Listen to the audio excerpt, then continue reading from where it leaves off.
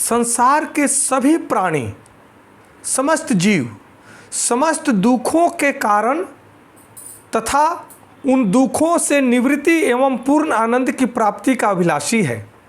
किंतु इस लक्ष्य की प्राप्ति तो मानव जीवन में तभी हो सकती है जब वह अपनी अंतःकरण को त्रिदोषों से मुक्त कर सके और अंतःकरण को शुद्ध बनाए। प्रत्येक जीव में मल, विक्षेप तथा आवरण, यह तीन दोष स्वाभाविक रूप से बने रहते हैं। जब तक इन तीनों दोषों की निवृत्ति नहीं हो जाती तब तक यह जीव जन्म और मृत्यु के बंधन से मुक्त नहीं हो पाता। इन तीनों दोषों की निवृत्ति के लिए वेदों में कर्म, उपासना तथा ज्ञान का साधन बताया गया है।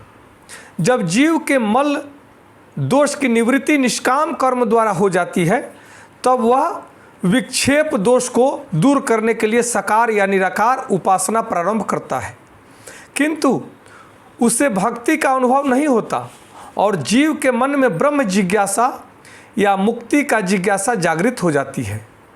तब वह जीव किसी श्रोतीय ब्रह्मनिष्ठ सद्गुरु की शरण ग्रहण करता है और वह प्रार्थना करता है कि असतो मा सद्गमय तमसो मा ज्योतिर्गमय मृत्योर्मा अमृतम गमय। अर्थात तब वे ब्रह्मनिष्ठ सद्गुरु को उसे कर्म उपासना के साथ में वह उसके फल से वैराग्य दिलाकर ज्ञान में निष्ठा जागृत कराते हैं और विभिन्न शास्त्रों के प्रमाण द्वारा उसको आत्मज्ञान में श्रद्धा जागृत कराते हैं, क्योंकि बिना आत्मविचार के जीव का कल्याण केवल कर्म उपासना द्वारा संभव नहीं है।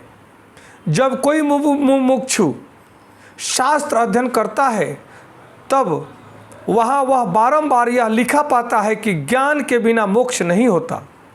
इसलिए हमें ज्ञान पर मन में तर्क करना है और तब हम ज्ञान के और अज्ञान के भेद को समझ पाएंगे और तब ज्ञान में अवस्थित होकर ही जीव का कल्याण संभव है।